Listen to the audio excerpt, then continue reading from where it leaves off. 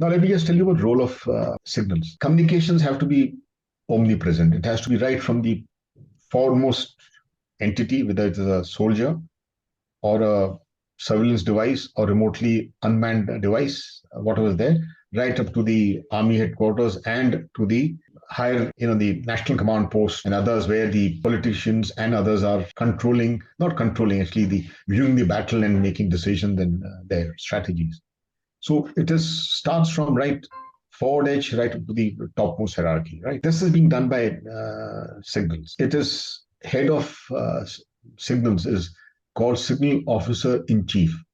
Mm-hmm. Otherwise, they're normally called DG Artillery, DG Infantry, or DG Signal Officer in Chief. Officer in Chief because he is responsible directly or indirectly for communications across the entire three services and also to paramilitary and others, right? He's there.